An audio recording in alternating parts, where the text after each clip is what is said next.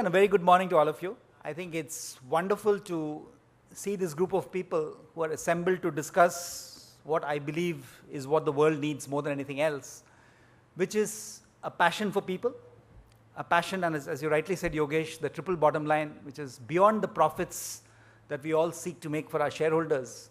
Can we do more for people? And I will spend a little bit of time talking about what my definition of people is. And of course, the planet, which has been, I think, largely ignored for many years, and which is coming to the fore as something we need to protect. Thoughts as we begin this morning. As Yogesh rightly mentioned, I think most Indian philanthropists, most Indian corporates have done good work for society.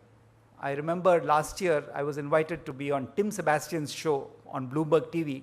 Tim Sebastian, as many of you would know who come from outside India, does the very successful Hard Talk program in the UK, and this was going to be fun. So there were two of us who were against the motion. The motion was that corporate India does not have a heart, that we do nothing at all for society.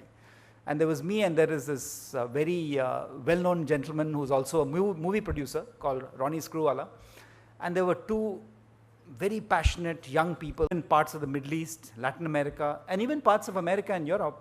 I think there is tremendous amount of work to be done. But I also believe that while it is important for us to focus on people, if we don't make profits, if we don't do well as an organization and serve the basic purpose of shareholder value for which we were created, we cannot continue to do good work. I mean, just one more anecdote. I remember Bill Gates and Warren Buffett were here in India a couple of years back, and some of us had the opportunity to meet with them and discuss. And again, many of these sessions start with a bit of preaching, where we were told that, look, it is important for corporates to think of society. And then we had presentations by the Azim Premji Foundation and by a few other people.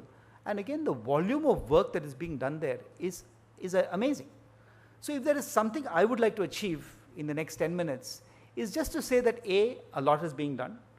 B, this whole new section 135 of the Companies Bill, which some of you have, all of us I'm sure heard about, and has been kind of discussed to death over the last 6 months, gives not an imperative, because I think that imperative has to come from our hearts, not from government statutes, but it gives a vehicle around which we can align our CSR efforts. And that's what I thought I would speak with you about, saying that, look, what are the opportunities in front of us? If you look at our own context, I mean, I run a company called Zensar Technologies, which is a small company. I mean, 7,000 people, largely out of the cities of Pune and Hyderabad in India, and 99% of our work is overseas, like any software exports company. And we set up the foundation through which we do a lot of the philanthropic activities almost the day it was born. Zensar is 14 years old. Zensar Foundation is 12 years old. So we literally realized that in a smaller town like Pune, which is 3 hours drive from Mumbai, we need to do a lot more. My whole theme today is going to be that, look, do whatever you do in CSR, not because you're doing a favor to society, but because it is enlightened self-interest. And if I look at that environment thing, I mean, it's good for the planet, it's good for people, but at the end of the day, when people say Zensar in Pune, they say, oh, I went to the biodiversity park. It doesn't matter to them that we do work for all the big multinational companies, etc., etc. Who cares about that except our shareholders? But the people care because they believe that you've given the city lungs, you've given some greenery to the city. If you look at the whole area of employability, for instance, I mean, from this country we've been talking, I mean, shouting from the rooftops for many years that we are doing very little work in affirmative action. Today, if you look at one role model that clearly exists in employability, it is South Africa. Okay, if you look at the kind of work or the kind of activities that are possible under the broad-based black economic empowerment scheme, I think the partnership of the corporate sector with the government is very significant there. Just to give you an example, 3 years ago, or not 3 years ago, maybe 4 years ago, we had 200 people working in South Africa in projects in Johannesburg, Durban, and Cape Town. And like any other Indian company, we had a lot of Indians, we had a couple of Europeans, and we really didn't have any South Africans at all in that community. Because the perception at that point of time was that, look, oh no, it's going to be very difficult to find young South Africans, train them, which is completely untrue. One day we were speaking with the government, and they said, look, we have this broad-based, I mean, this economic empowerment scheme, and we said, let's give it a chance. And when we said, let's give it a chance, we said, let's not do it as lip service. let's do it as something which we genuinely want to succeed. And I still remember, and it's there today also, we set up a little learnership center in Sandton, which is a suburb of Johannesburg, which I know is where Kim has many of her operations. And we recruited the first batch of 20 young South Africans, I mean black South Africans. As all of you know, I mean they come from the townships like Soweto and Alexandra, and many of them have not seen enough quality education for various historical reasons which we will not get into.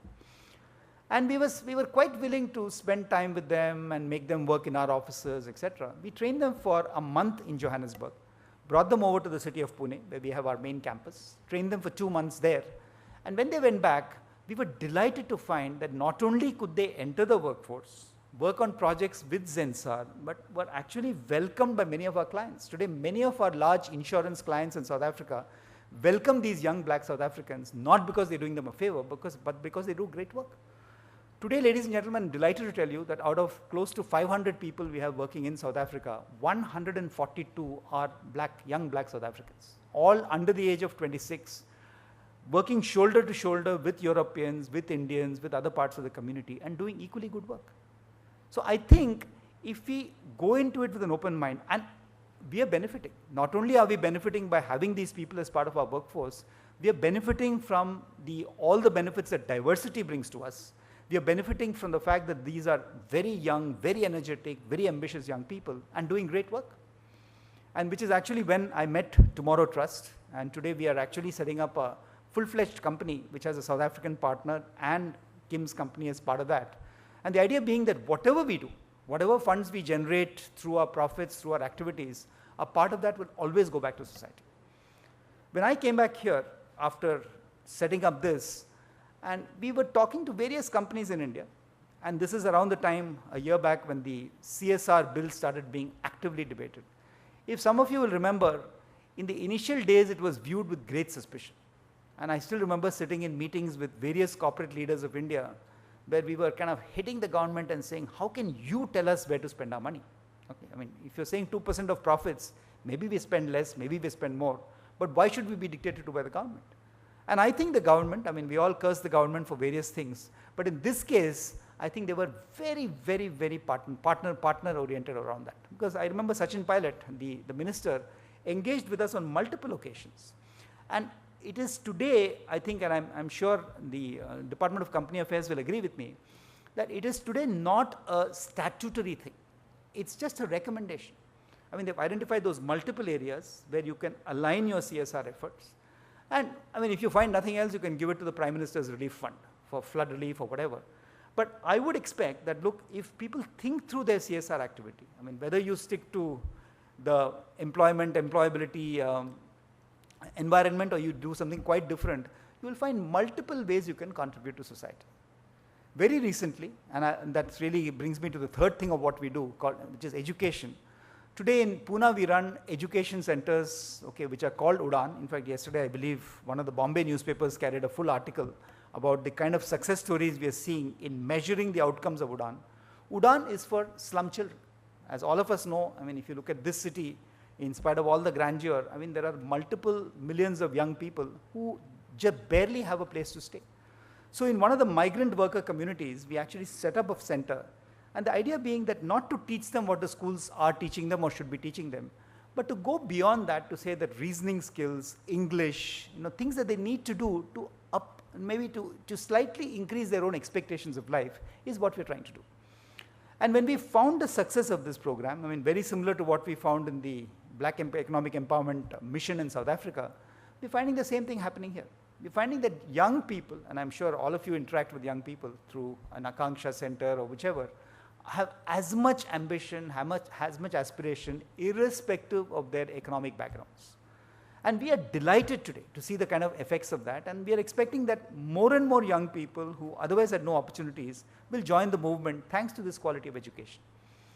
Kim was sharing with me the kind of stunning statistics she has in Tomorrow Trust. I mean, in terms of their own acceptance of their kids in college, the performance of the kids in university, substantially higher than the formal program. This is what gives us pride, ladies and gentlemen, that at the end of the day, if our CSR, like our business, is measurable, it's not just revenues and profits you measure all the time, but the kind of outcomes you've been able to create through CSR. Which brings me to the last point I want to make, which is